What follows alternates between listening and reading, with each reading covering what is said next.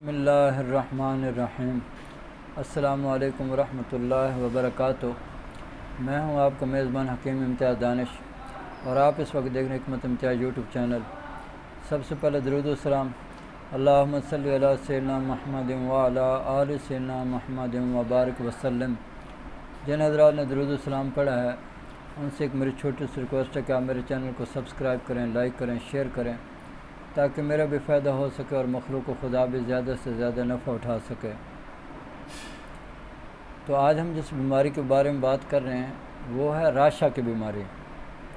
راشا کا شاید آپ کو نہ پتہ ہو، لیکن جن کو ہوتی ہے ان کو پتہ ہوتا ہے کہ راشا کیا ہوتی ہے۔ راشا کیا ہوتی ہے؟ یہ ہاتھ جو ہے نا وہ کپ کپاتے ہیں، سر کپ کپانے لگ جاتا ہے۔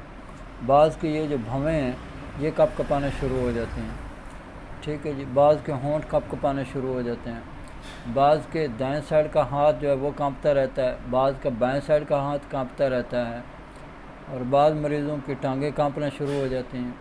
اس کو کہتے ہیں راشا کی بیماری۔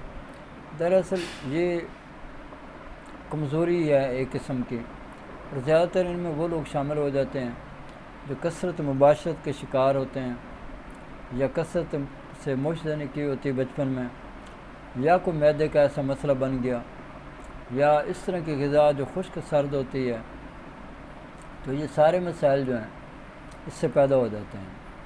تو بہرحال اگر خدا نخواستہ راشا کی بیماری ہو گئی ہے تو میں کوشش کرتا ہوں ویڈیو مختصر بناؤں، زیادہ وہ ڈیٹیل میں نہ جاؤں، تو چاہتا ہوں کہ آپ کو طریقہ علاج بھی بتا دوں اور ساتھ اس کا نسخہ جات بھی بتا دوں، تاکہ آپ زیادہ سے زیادہ نفع اٹھا سکیں۔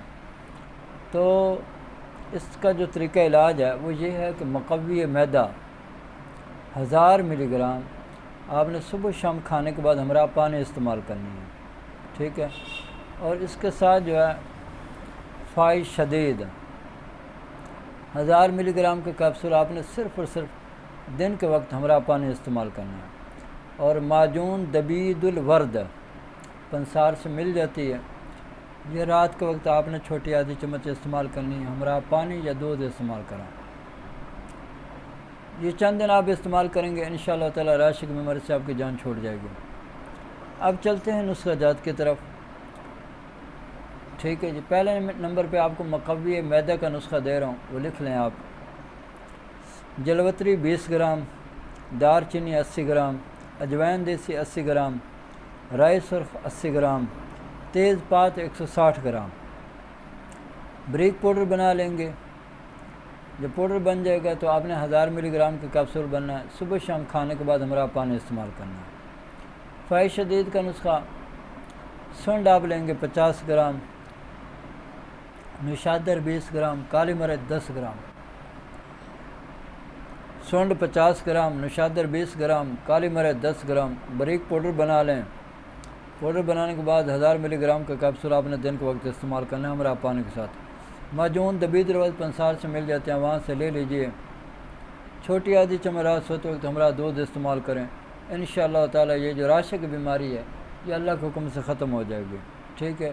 میرے لیے دعا کیا کریں، اپنے لیے بھی دعا کیا کریں۔